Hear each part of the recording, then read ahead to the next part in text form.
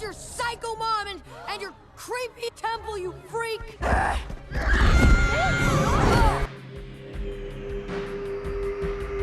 War, technological progression, advanced security measures, the rise of the internet. These are a few important points someone could reasonably say when prompted to describe the second year of the 21st century. When discussing the year 2002 on the global stage, you must put yourself in the shoes of the average person at the time to truly understand the feeling and sensations that were present at that very point in time. And 20 years later, Pixar sought to do just that, as Pixar's Turning Red, a movie about the struggles of life as a 13-year-old girl in the early 2000s, was released to the public.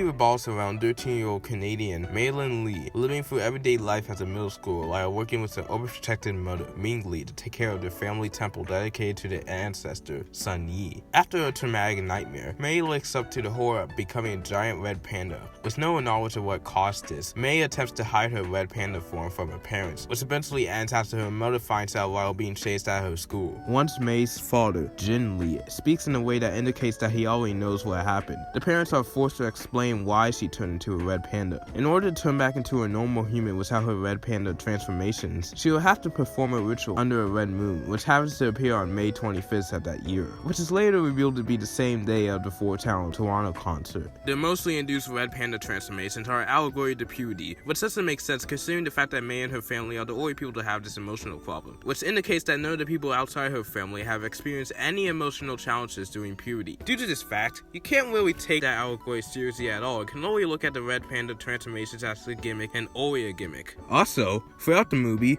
law enforcement doesn't really exist outside the school security guard for some reason, which is a missed opportunity to have a scene of police or a higher power like the FBI have interrogation on why the woman in May's family could turn into a red panda in the first place. I honestly don't get how Ming got away with destroying an entire concert arena, considering the fact that something that big would have been on international news, especially shortly after 9/11. The movie's progression was completely based on plot convenience because the writing team knew that what they planned for the plot wouldn't work out well in any other fashion. There shouldn't be any reason why the big twist for the movie was so out of the blue and unexpected and felt like it was just created to properly progress the story without breaking the movie's structure. The writing for the movie is all over the place in general, which jokes that this couldn't land in characters who couldn't reasonably develop in the time period given to them. When you analyze Ming's character throughout the film and compare it to how she acts in the conclusion, you'll notice that her character didn't really develop enough for the viewer to properly believe that she changed her mannerisms and expectations towards May. The sudden awakening of a character towards the end didn't feel natural at all, and I think the movie knew that as well, because Ming still tries to convince May into turning back into a normal person without her red panda tendencies, while she releases her red panda out of her body. No, Mimi, please, just come with me. As you can see, Ming's character didn't really change to the point where the audience could see her as a new person with a new mindset of her daughter. Another character who didn't really receive enough screen time for character development was Grandmother Wu, as we really didn't see enough of her to completely judge her character. Our first appearance to her character was shown in an intimidating tone, like a character that was supposed to fear. At the resolution of the film, her views towards her daughter shift to a complete 180, and we're supposed to believe that change was justified? Nah, there's no way that change was legit, especially with what we were given in the movie, where at least those two are the only underdeveloped important characters, right? If only that was true. In reality, there are 3 more characters who are underdeveloped and not properly used in a way that allows the audience to connect with their characters: May's friends. May's friends are some of the most forgettable and unestablished characters in Pixar's history, so much so that I don't even remember the name of the green clothes girl. If that doesn't showcase how forgettable and one-note these characters are, I don't know what will. There shouldn't be any reason why the supporting characters to the protagonist are bathed in one-dimensional character traits and do nothing but serve as a voice of reason to a character when needed. This character problem is especially present in Miriam. Yes, that's the green clothes girl's name, as she is always used to convince May to make her own decisions and to remind her that she is accepted as a red panda. Out of the 3 friends of May, the least used character has got to be Paya by a long shot. Not only does she barely talk in the movie, but she already exists to support the views of Miriam. At the very least, Abby has some entertainment value and has a greater importance to the story, which is something you can't say about Priya. By far, the best character in the film in my opinion is Jin Lee, May's father. Okay, hear me out this time, as I know that some of you will be confused about this choice, considering the fact that I criticized several major characters in this film for not being fleshed out enough. Here's where Jin stands out compared to the other characters characters I mentioned before. His character works through the act of subtlety, akin to a silent hero. Although the viewer doesn't see Jin's direct influence on the story besides the scene where he talks to Mater like we, the viewer is expected to notice the way he responds to the parental decisions of Ming. Maybe we should trust her. It's them I don't trust. Look at those glittery delinquents with their gyrations. Jin rarely speaks, and he says so much as the way he emotes says everything that words could not say. Also, Jin looks scarily similar to the AVGN, so there's that. It sucks monkey butts like all this fucking Now it's time to talk about the elephant in the room, the presentations and designs. The movie looks great, I can't deny that. It's pretty clear that the movie has an extremely high budget, $175 million specifically. The backgrounds, animation, and lighting are some of the best I've ever seen in the Pixar movie, let alone from any other animation studio. There's something about the look of the family bathroom that is pleasing to the eyes for me and I can't put my finger on it. Hell, they even went as far as to make a parking lot look pleasing to the eye rather than bleak and bland. The animation for this film is some of the best I've seen from Pixar, like I said before, as it's very cartoonish and expressive, giving the viewer a nuanced viewing experience. By far the best part of the presentation is the lighting, as the specific techniques used to colorize and showcase the areas in the film are something else. Unfortunately, that is where my praises for the presentation of this movie end, as the character designs are just uncanny, to say the least. I don't know what the character designs were thinking when coming up with how the characters will look, because some of the design choices for this film are just terribly uncanny. Why did the characters have disgustingly realistic eyebrows and hair, even though the characters are designed to look like they're from a stylized cartoon? Also, some of the character designs just don't emote some emotions properly. Yes, I'm talking about Priya. When Priya is supposed to show any other emotion besides being dull, she looks unnatural and uncanny in a way that just looks wrong and unintentional. While watching these scenes, I muttered, was it really that hard to modify how the character was designed to make her look less uncanny? Another problem I had with the character designs is with the leg sizes of some of the characters, especially with Mei and Priya's leg sizes. Mei and Priya are pretty slim characters, so you would think they would have pretty slim legs, right? Now take a long and sharp look at this frame shown here. Notice anything weird? If the answer is no, then you probably need to check up at your local eye doctor, because the legs for both characters are way too big for their body types. To be fair, at least Abby and Miriam's leg sizes correlate with their body types, but it's something I can't say about Mia and Priya's legs at all. It's even more weird considering the fact that the greater hair character to the left has a normal leg size for the same body type as the aforementioned characters. What happened that caused this oversight? How did that go unchecked throughout the entire production period of this film? In better terms, What the fuck were they thinking? now since that's out of my way, I can finally talk about one of the biggest conversations relating to this film, the controversy.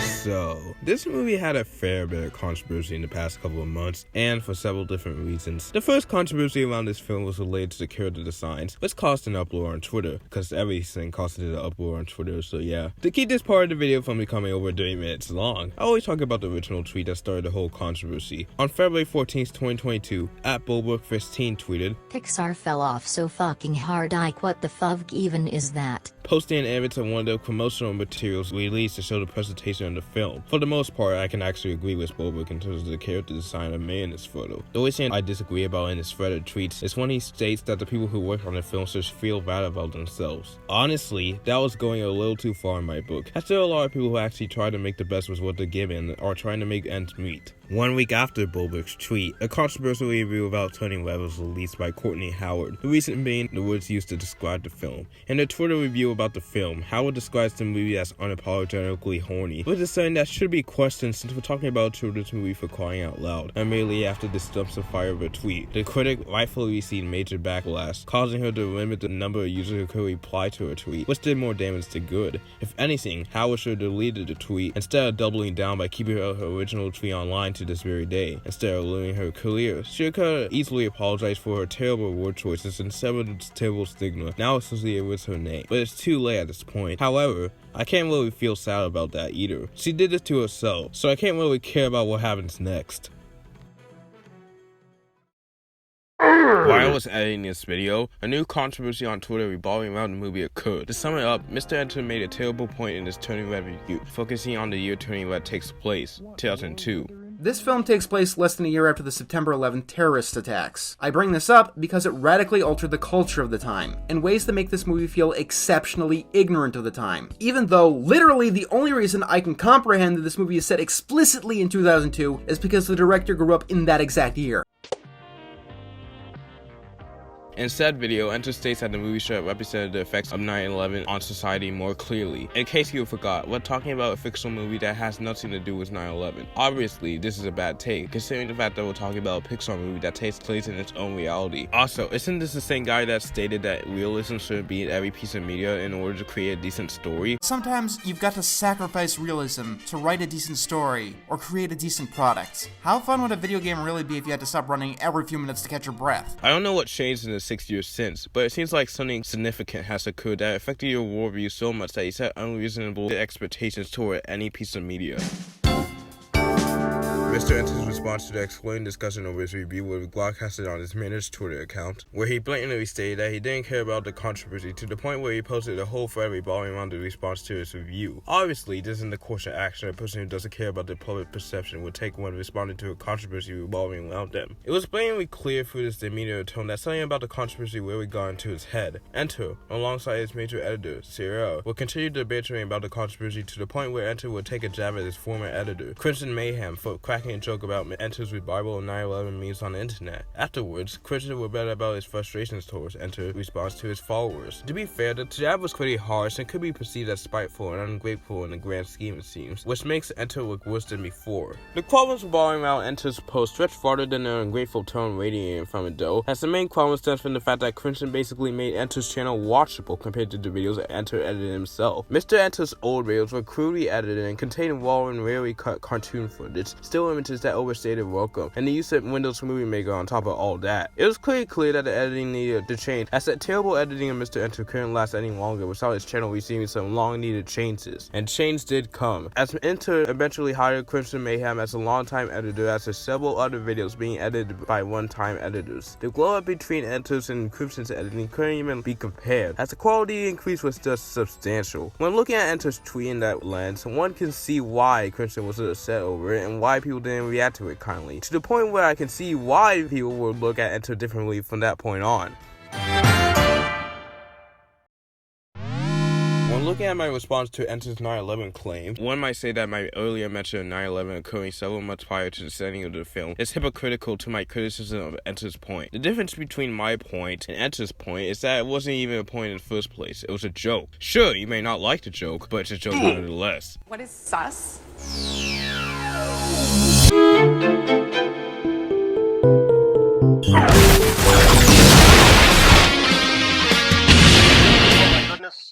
Oh my goodness. We're looking at a live picture from Washington, and there is smoke pouring out of the Pentagon.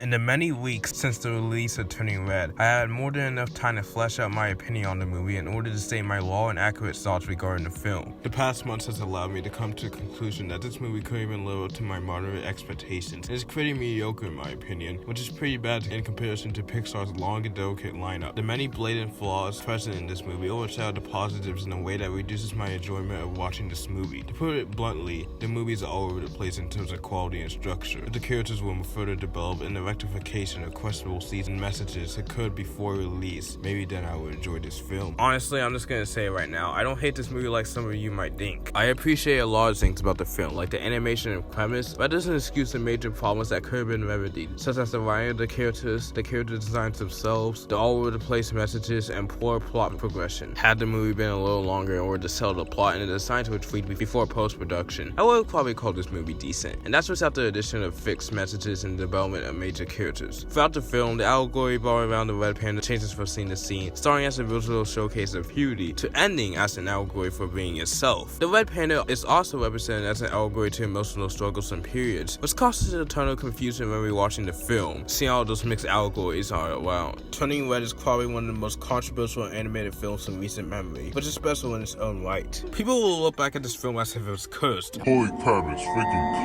cursed. Considering the fact that no one could come to an agreement on the perception of the film. Everybody just got something different from this film, which makes it one of the most interesting films in terms of opinions. Although this movie wasn't my cup of tea, I can see why some people may like it. For example, the laid-back tone of the film is a breath of fresh air to me, as not many modern movies take that route anymore. Additionally, the fast-paced humor might get a chuckle out of somebody, which is an accomplishment in terms of the creative process. In the grand scheme of things, I expect this film to be noted as one of Pixar's weaker films, unless the trend of mediocre films continues. Due to the success of Turning Red specifically on Disney+, US. Pixar promoter Dominic Shi, Turning Red's director, and Lindsay Collins, the producer of the film, to leadership roles. In turn, there's a pretty big chance that many more Pixar movies will have the same type of structure as Turning Red, which puts the future of Pixar in jeopardy. Who knows how the Pixar films of the future will turn out at this point, as to point these directors to the top could either be beneficial to the company or send it towards a continuous downward spiral that ended at Disney's seasoning operation due to failure after failure. Looking at the international box office of the film showcases that the movie was a bomb in theaters, meaning that Disney was in the right to put the film on Disney Plus in the US instead. Had the movie actually released in theaters over here, the film would have seriously bombed. You would have never heard the end of it. Honestly, I'm not that optimistic about the future of Pixar, as the films they released this decade so far has either been hit or miss. At this point, the only thing I can do at the moment is to sit back and watch the show go on, because at the end of the day, I'm just a person on the internet making videos on stuff I'm interested in. I have no say in the business decision to make a core that has lost its touch long ago, and to be honest, I don't really care to have that position at the moment. At this time, the best thing to do is to watch what is going on, as watching the unfolding of history will help us, the future of leaders in the next generation, to make the right decisions in the future. You know who you're dealing with?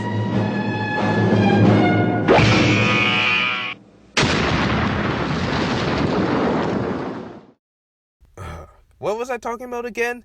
Turning Red? How the heck can I go from talking about a Pixar film to talking about the future of humanity? Well, that proves how interesting the discussion around this film can be, I guess. To sum up my opinions, this movie is very mediocre. Period.